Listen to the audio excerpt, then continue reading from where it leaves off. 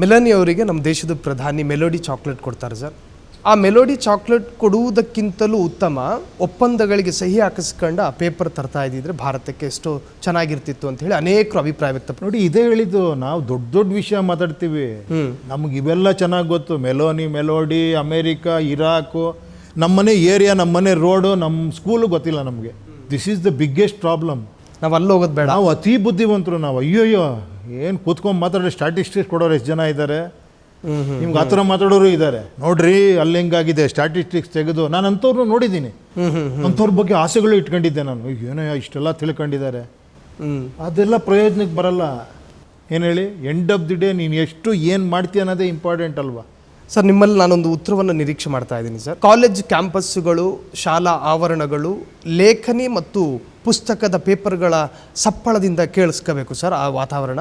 ಆದರೆ ಎಲ್ಲೋ ಒಂದು ಕಡೆ ನಮ್ಮ ರಾಜ್ಯದಲ್ಲಿ ಹಿಜಾಬ್ ಅನ್ನೋ ದಂಗಲ್ಲು, ಜನಿವಾರ ಅನ್ನೋ ವಿವಾದಗಳು, ಇವೆಲ್ಲ ಆನ್ಸರ್ ಮಾಡಿಬಿಟ್ರಿ. ಪೇಪರು, ಪೆನ್ನು ಇದ್ರ ಸಪ್ಪಳ ಕೇಳಿಸ್ಬೇಕು, ಬೇರೆ ಕೇಳಿಸ್ತಿದೆ ಅಂತ.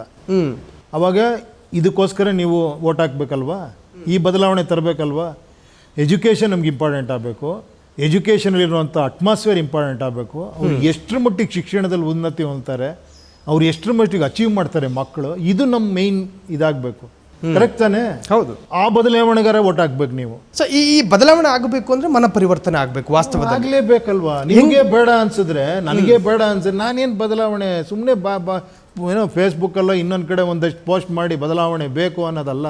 ಅಂದರೆ ಈ ಪ್ರಜಾಕಾರಣದಲ್ಲಿ ನಾನು ಸ್ವತಃ ನಿರ್ಧಾರ ಮಾಡದ ಹೊರತು ಉಪೇಂದ್ರ ಬಂದು ಕೈ ಹಿಡ್ಕೊಂಡು ನನ್ನನ್ನು ಯಾರು ಅಲ್ಲ, ಉಪೇಂದ್ರ ಅಲ್ಲ, ನಿಮ್ಮ ಜಗತ್ತಿನ ಜೀವನದಲ್ಲಿ ಯಾರೂ ಮಾಡಲ್ಲ, ನಿಮ್ಮ ಫ್ಯಾಮಿಲಿನೂ ಮಾಡಲ್ಲ, ನಿಮ್ಮ ಜೊತೆಲಿರೋರು ಮಾಡಲ್ಲ, ಯಾರೂ ಮಾಡಲ್ಲ. It is you are responsible for your life. That is the ultimate ಸತ್ಯ. ನನ್ನ ಒಬ್ಬನ ಬದಲಾವಣೆ ಭಾಳ ಮುಖ್ಯ. ನಾನು ಆ ಕಡೆ ನೋಡೋದು, ಈ ಕಡೆ ನೋಡೋದು, ಅವ್ನು ಚೇಂಜ್ ಆಗಿಲ್ಲ, ಇವ್ನು ಚೇಂಜ್ ಆಗಿಲ್ಲ. ಅವಾಗ ನಿನ್ನ ವ್ಯಕ್ತಿತ್ವಕ್ಕೆ ಬೆಲೆ ಏನಿದೆ? ಯು ಆರ್ ಎ ಫಾಲೋಯರ್ ಅಷ್ಟೇ. ಏನು ಹೇಳಿ, ಇಂಡಿಪೆಂಡೆಂಟ್ ಅಂದರೆ ಏನು ಹೇಳಿ, ಡಿಪೆಂಡ್ ಆಗದೆ ಇರೋನು, ಮಾನಸಿಕವಾಗಿ ದೈಹಿಕವಾಗಿ ಯಾವುದೇ ರೀತಿಯೂ ಸ್ವಾವಲಂಬಿಯಾಗಿ ಇರಲೇಬೇಕಲ್ಲ. ಕೆಲವು ವಿಚಾರಗಳೆಲ್ಲ ಆಗಿರಬೇಕಲ್ವ ನಾವು. ಅಟ್ಲೀಸ್ಟ್ ನನಗೆ ಗೊತ್ತಿರ್ಬೇಕು ನನಗೇನು ಬದಲಾವಣೆ ಬೇಕು ಅಂತ. ಅದೇ ಗೊತ್ತಿಲ್ಲದಿರೋರು ನೀವು ಏನು ಬದಲಾವಣೆ ಪಾಠ ಹೇಳ್ತೀರಾ ನೀವು? ಸರ್, ಈಗ ಕಾಕ್ರೋಚ್ ಜನತಾ ಪಾರ್ಟಿ ಅಂದ ತಕ್ಷಣ ನಿಮ್ಮಲ್ಲಿ ಬರೋ ಅಭಿಪ್ರಾಯ ಏನು ಸರ್? ಏನು ಅದ್ರ ಬಗ್ಗೆ ನಾನು ಯಾಕೆ ತಲೆ ಕೆಡಿಸ್ಕೊಳ್ಳಿ? ಏನೋ ಬರ್ತಾ ಇದೆ, ಆಗ್ತಾ ಇದೆ. ಯಂಗ್ಸ್ಟರ್ಸ್ಗೆ ಏನೋ ಬದಲಾವಣೆ ಬೇಕಾಗಿದೆ. ಅದು ಕೂಡ ಹೇಳ್ತೀನಿ ಕೇಳಿ. ಇನ್ನೊಂದು ಏನಾಗಿದೆ ಗೊತ್ತಾ, ಅದೊಂದು ನನಗೆ ಯಾವಾಗಲೂ ಅನ್ಸೋದು ಏನಂದ್ರೆ, ನಾನು ಹಿಂಗೆ ನೋಡ್ಬೇಕಾರೆ ಎಷ್ಟು ಮಿಲಿಯನ್ ಫಾಲೋವರ್ಸ್ ಇರಂತೆ ಯಂಗ್ಸ್ಟರ್ಸ್ಗಳು ಇವಾಗ. ಏನು ಹೇಳಿ, 1 ಮಿಲಿಯನ್ ಕೂಡ ನಾನು ಫಾಲೋವರ್ ಆಗ್ತೀನಿ ಇದಕ್ಕೆ ಅಂತ. He doesn't want any content. ಆ ಕಂಟೆಂಟ್ ತಿಳ್ಕೊಂಡು ನಾನು ಬದಲಾವಣೆ ಆಗೋದಲ್ಲ, ನಾನು ಅದನ್ನು ಲೈಕ್ ಮಾಡೋದಲ್ಲ. 1000 ಜನ ಲೈಕ್ ಮಾಡಿ ನಾನು ಲೈಕ್ ಮಾಡ್ತೀನಿ. ಏನು ಹೇಳಿ, ಸಂಖ್ಯೆ ಆಧರಿಸಿ ಹಿಂಬಾಲಕನಾಗೋದು. ಎಲ್ಲ ಅದೇ ಹೇಳಿದ್ದು. ನಾವು ಇಂಡಿಪೆಂಡೆಂಟ್ ಥಿಂಕಿಂಗ್ ಕಲಿಸಿಲ್ಲ ನಾವು, ನಮ್ಮ ಮಕ್ಳಿಗೂ ಕಲಿಸಿಲ್ಲ, ನಮ್ಮ ನೆಕ್ಸ್ಟ್ ಜನ್ರೇಷನ್ಗೆ ಕಲಿಸಿಲ್ಲ, ನಾವು ಕಲ್ತಿಲ್ಲ. ಅಟ್ಲೀಸ್ಟ್ ಅಲ್ಲಾರ ಏನು ಹೇಳಿ ಒಂದು ಹೀರೋಯಿಸಮ್ ಬೇಕಲ್ಲ ಪ್ರತಿಯೊಬ್ಬ ವ್ಯಕ್ತಿಗೂ ಕೂಡ. ಅಲ್ಲ ಅಹಂಕಾರ ಬೇಕು ಆ್ಯಕ್ಚುಲಿ. ಇಲ್ಲಿ ಪೋಸ್ಟ್ ಮಾಡೋ ಅಹಂಕಾರ ಅಲ್ಲ. ಏನು ಹೇಳಿ, ನಾನು ಅಹಂಕಾರ ಬಾಯಿಗೆ ಬಂದಂಗೆ ಕಮೆಂಟ್ ಹಾಕಿ ಅಹಂಕಾರದಲ್ಲಿ ಪೋಸ್ಟ್ ಮಾಡೋ ಬದಲು ವಿಚಾರವಂತಿಕೆಲ್ಲ ಅಹಂಕಾರ ಬರಲಿ ನಿಮಗೆ. ಏನು ಹೇಳಿ, ಅಜ್ಞಾನದಲ್ಲಿ ಬರಬೇಕು ಅಹಂಕಾರ. 1,00,000 ಜನ ಫಾಲೋ ಮಾಡ್ತಿದ್ದಾರೆ, ನಾನು ಯಾಕೆ ಫಾಲೋ ಮಾಡಲಿ? ನೋಡೋಣ ಏನಿದೆ ವಿಷಯ, ಏನಕ್ಕಾಗಿದೆ, ಇದು ಏನಿದೆ ತಿಳ್ಕೊಂಡು ನೀವು ಫಾಲೋ ಮಾಡಿ.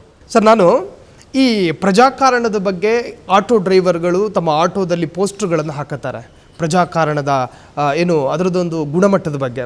ಆದರೆ ಆಟೋದಲ್ಲಿ ಕೂತ್ಕೊಳ್ಳುವಂತಹ ಪ್ಯಾಸೆಂಜರ್ಗೆ ಅರ್ಥ ಆಗುವಾಗ ಇನ್ನೂ ಒಂದು 30 ವರ್ಷ ಆಗುತ್ತೆ ಅನ್ನೋದಾದರೆ ಕಾದು ಕೂರುವ ವ್ಯವಧಾನ ತಮಗಿದೆಯಾ ಅಂತ ಸರ್? ಅಲ್ಲ ಕೇಳಿ, ಆಟೋ ಡ್ರೈವರಿಗೆ ಬೇಕಾಗಿದ್ರೆ ಅದು ಆರಾಮಾಗಿ ಆಗೋಗ್ಬಿಡುತ್ತೆ.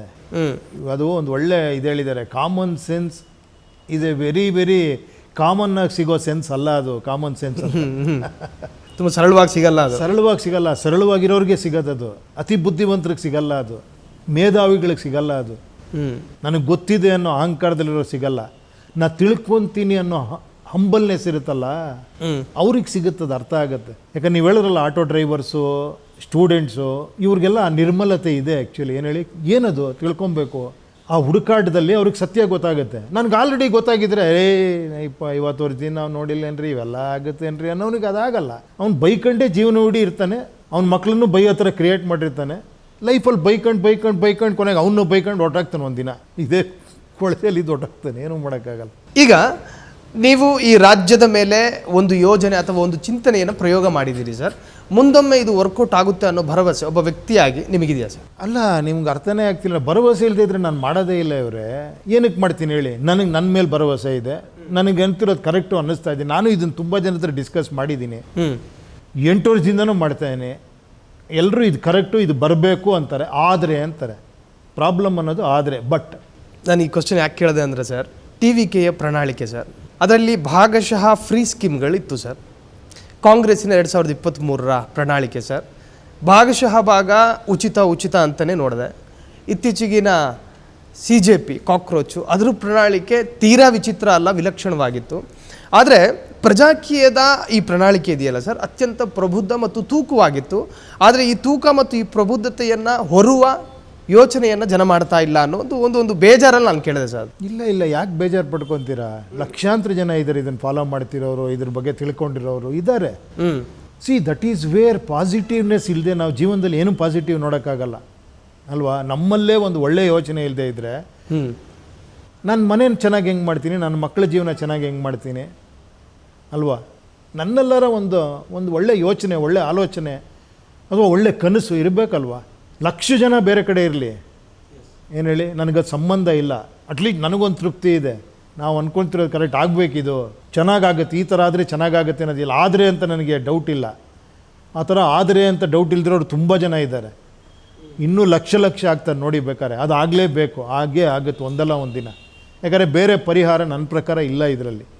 ಏನು ಹೇಳಿ, ನೀವು 100 ಸತಿ ಚೇಂಜ್ ಮಾಡಿ, ಯಾರೇ ಬಂದರೂ ಅಷ್ಟೇ ಬಾಯಲ್ಲಿ ಹೇಳ್ಬೋದು ನಾನು ಮಾಡಿಬಿಡ್ತೀನಿ ಅಂತ. ನಿಮಗೆ ಪ್ರಜೆಗಳೆಲ್ಲ ಅವೇರ್ನೆಸ್ ಬರೆದಿದ್ರೆ, ಅವರಲ್ಲಿ ಇನ್ವಾಲ್ವ್ಮೆಂಟ್ ಬರಲಿಲ್ಲ ಅಂದರೆ ಯಾರೇನೂ ಮಾಡೋಕ್ಕಾಗಲ್ಲ. ನೀವು ಪ್ರಜಾಕೀಯದ ಬಂದು ನಿಂತ್ಕೊಂಡು ಕೂಡ ಅವ್ನು ನಾಳೆ ನೀವು ಪ್ರಜಾಕೀಯ ಗೆಲ್ಸ್ಬಿಟ್ಟು ನಮಗೂ ಅದಕ್ಕೆ ಸಂಬಂಧ ಇಲ್ಲ ಅಂತ 5 ವರ್ಷ ಸುಮ್ಮನೆ ಇದ್ಬಿಟ್ರೆ ನನ್ನ ಜೊತೆ ಬಂದಿರೋರು ತಪ್ಪು ಮಾಡ್ತಾರೆ ಅಲ್ವಾ? ಅಟ್ಲೀಸ್ಟ್ ಕೇಳಬೇಕು, ಕೇಳೋವಂಥ ವ್ಯವಸ್ಥೆ ತರಬೇಕು, ಕೆಳಗೆ ಇಳಿಸೋವಂಥ ವ್ಯವಸ್ಥೆ ತರಬೇಕು. ನಿಮ್ಮೆಲ್ಲ ಇದಿರಲೇಬೇಕು. ನಾನು ಯಾವಾಗಲೂ ನಿಮ್ಮ ಜೊತೆ ಇದ್ದೀನಿ. ಬೇಕಾರೆ ನೀವು ನಾಳೆ ನೀವು ಓಟ್ ಹಾಕಿ ಅವನ್ನ ಚುನಾಯಿಸಿದ್ರ ಮೇಲೆ ನಾನು ರೆಸ್ಪಾನ್ಸಿಬಲ್, ನಿಮ್ಮ ಜೊತೆ ನಿಂತ್ಕೊತೀನಿ ನಾನು.